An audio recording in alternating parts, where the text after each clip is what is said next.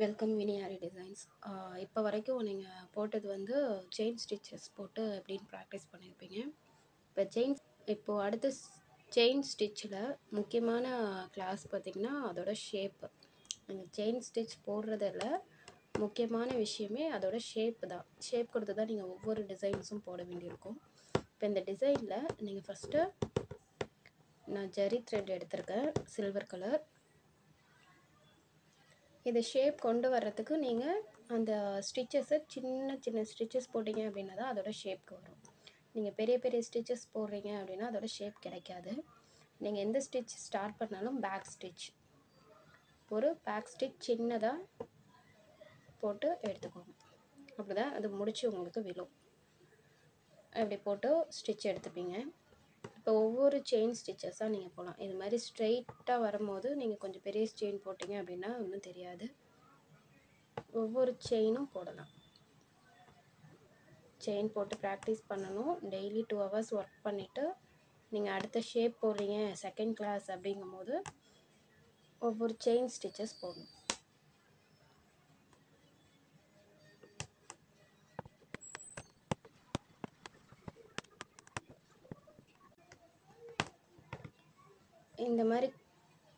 இந்த மாதிரி வளைவு வர்ற இடத்துல நீங்கள் பெரிய செயின் போட்டிங்க அப்படின்னா இதோட ஷேப் கிடைக்காது. இப்போ வந்து இதுக்கு இங்கே வளைவு வரணும். இந்த வளைவில் நீங்கள் பெரிய செயினாக போடுறீங்க அப்படின்னா இந்த மாதிரி கட்டம் தான் வரும். இந்த ஷேப் வராது, வளைவாக வராது. வளைவு வராமல் கட்டமாக வரும். இந்த மாதிரி போட்டிங்கன்னா அந்த ஹார்ட் ஷேப்பில் இந்த வளைவு வராது. ரவுண்ட் பண்ணுற இடத்துல இந்த வளைவு வராமல் நீட்டமாக வரும். ஸோ இந்த இடத்துல நீங்கள் செயின் ஸ்டிச்சஸ் போடும்போது ரொம்ப ரொம்ப குட்டி செயினாக போடணும். நீங்கள் வரைஞ்சிருக்கிறதுலே போடணும். ரொம்ப சின்ன செயினாக போட்டிங்க அப்படின்னா மட்டும்தான் அந்த ஷேப் வந்து உங்களுக்கு கிடைக்கும்.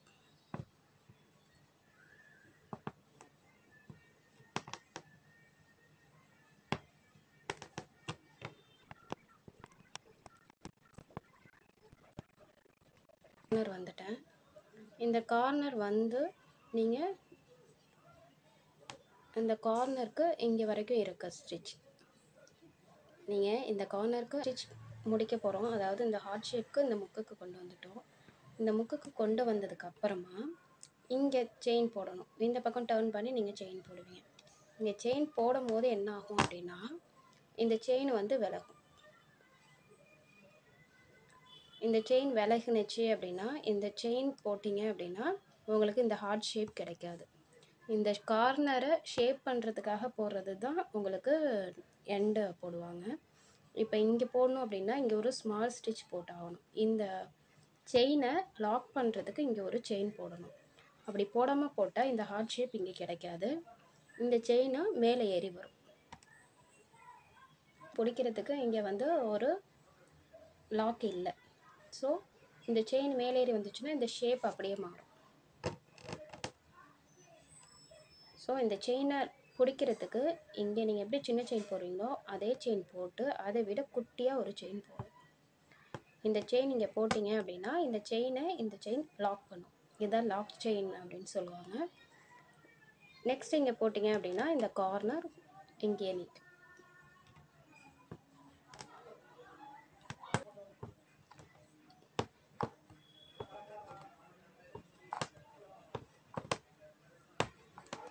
இந்த செயின் குத்தும் போது சத்தம் கேட்கணும். கிளாத்தில் நீங்கள் ஸ்டிச் பண்ணும்போது இந்த கிளாத்தில் சத்தம் கேட்டுச்சு அப்படின்னா தான் நீங்கள் கிளாத்தை சரியாக வச்சுருக்கீங்கன்னு நினைக்கணும். இந்த எண்டில் ஒரு எண் நாட் போட்டுருங்க.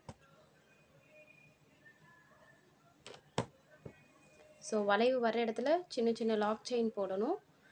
எண்டிங் உங்களுக்கு முக்கு எங்கே கார்னர் கிடைக்கணும், ஷார்ப்பாக கார்னர் கிடைக்கணும் அப்படிங்கிற இடத்துல ஒரு சின்னதாக லாக், ஏதாவது லாக் ஸ்டிச் அப்படின்னே சொல்லிக்கலாம். இங்கே ஒரு லாக் ஸ்டிச் போடணும். ஸ்டார்ட் பண்ணும்போது பேக் ஸ்டிச் போட்டு ஸ்டார்ட் பண்ணிங்கன்னா அது அதோட லாக். இங்கே இருக்கிற கார்னரை இந்த லாக் பிடிச்சிக்கும். நீங்கள் இங்கே ஷார்ப்னஸ் கொடுக்கறதுக்கு நீங்கள் ஒரு லாக் செயின் போட்டு தான் ஷார்ப்னஸ் கொடுக்கணும். வளைவு கொடுக்குற இடத்துல எல்லாமே ஸ்மால் செயின் ஸ்டிச்சஸ் கொடுக்கணும். தேங்க்யூ.